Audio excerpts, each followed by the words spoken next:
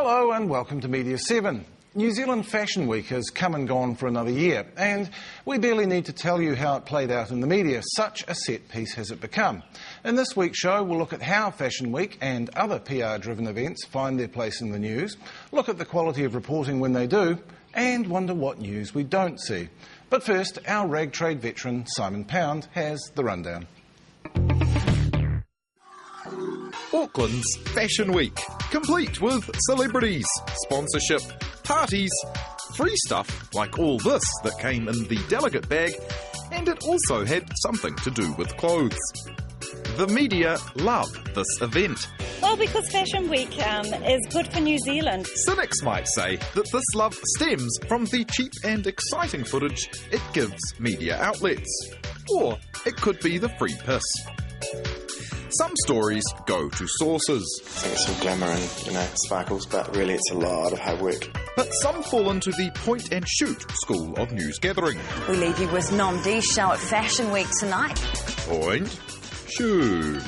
But is this week really worth all the coverage it gets? Organisers claim that the week generates over $20 million of economic benefits. But they also claim it generates $50 million of editorial content. Or, another way to put that would be that the media gives them $50 million of free advertising. Are they having a laugh?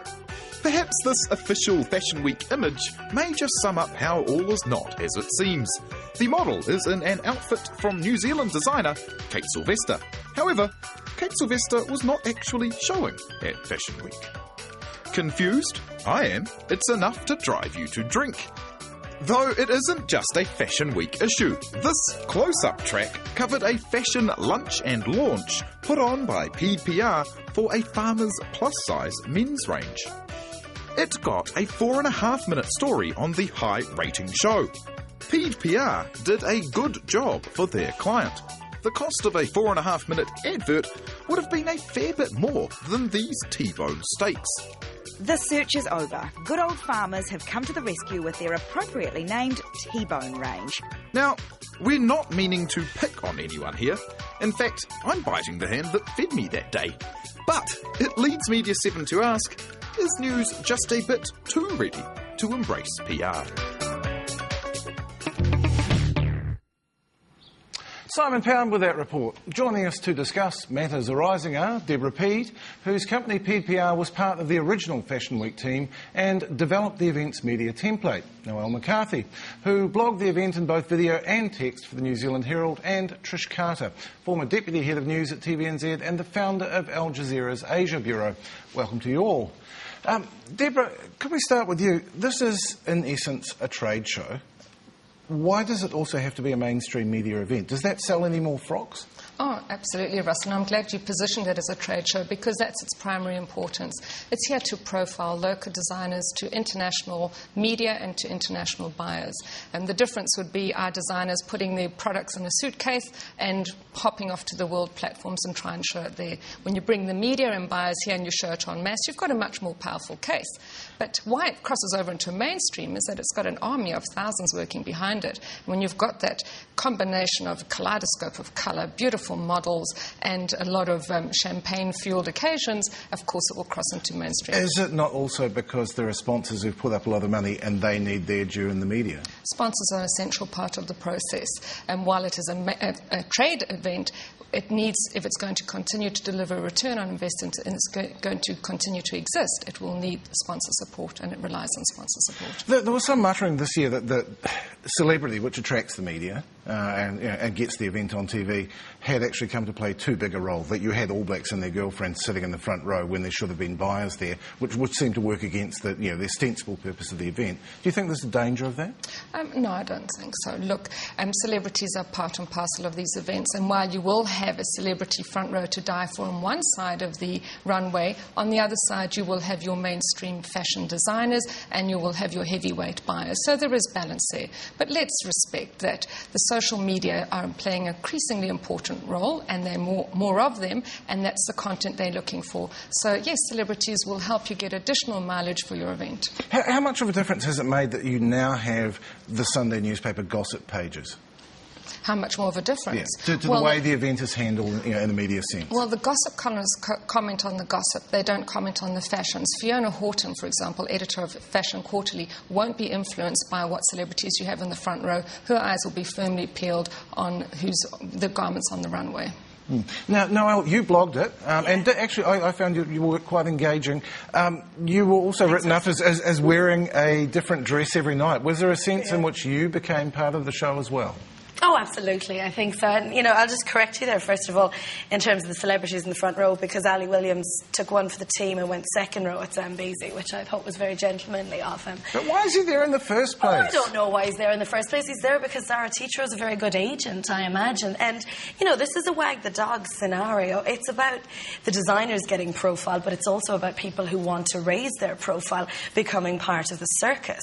And you can definitely see that. So there is a celebrity is indivisible from it. Not necessarily indivisible from it, but they are a nice Christmas tree decoration. We're celebrating the season, if you will, because, in terms of what you were saying, does it sell more frocks? I don't necessarily think it does. I'd have to disagree with you slightly there, because I think, you look at brands like Namdi or like Zambezi, who already have an overseas market and they know who they're selling to. Margie from Namdi would be better off putting the entire collection into a suitcase and going directly to Tokyo. She's not going to sell any more clothes. And yet she's paid tens of thousands of dollars to be there. To be at Fashion Week. Well, I wouldn't necessarily say she's paid tens of thousands of dollars. I'd say she can write off most of the costs of putting on a $40,000 show, which is something different. So, yes, I would say the celebrity quotient is indivisible from it, but that's not necessarily the point either. Trish, can I bring you in here? Would it be fair to describe you? You've been a news gatekeeper for many years. Would it be fair to describe you as a curmudgeon about this event? Now, Russell, that's completely unfair. Everybody knows that shoes and bags are my best friends. It's not the event, though, is it? Or the people that go to it, or the people that support it, or have fun at it, or whatever. It's how it's covered, and the length of the coverage. This is not Fashion Week. This is Fashion Month, because we have 2 weeks of pre-publicity. Then we have the event, and then, God help us, we have the post-analysis, which seems to go on. Even this week, I went to the letterbox in fear. There was my little Aucklander. It had 4 pages of the stuff. Still, there was nothing new. The only thing I learned was that buttons are going to be bright next year. But come on, Trish, as a gatekeeper, as Russell's just introduced you, surely there needs to be some responsibility taken by news gatekeepers for this extended coverage. Yeah, whose fault is it that it's on the news for a month? Look, I agree. When it comes to the mass media, and I think this is different from... There is a legitimate fashion press in New Zealand who do a very, very good job. And my criticism is about the mass media. I have to say my heart sinks. I used to think during Queenstown Winter Festival, but I think Fashion Week has done something that I thought wasn't going to be possible and has taken over from it. Every media outlet, for a start, send out their quirky reporters. Now, these are the ones in the newsrooms. You're calling Mark Sainsbury quirky? I'd call Mark Sainsbury a number of things. Quirky may not be one. That's another thing. They send the most quirky reporters at the event, and you know then that you're going to get mad camera angles, a lot of fast editing, a lot of mad music, and generally a script which is full of piffle. Now, Deborah, these people turn up because it's fun, as I think Trish was implying there, and they turn up because it looks glamorous and because there's a goodie bag. How much of a role do those apparently peripheral things play in actually getting the press along there?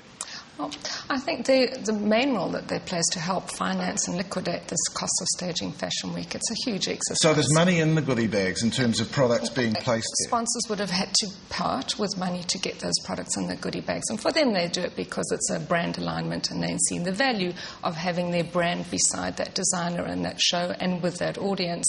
But how much a part it plays in driving press?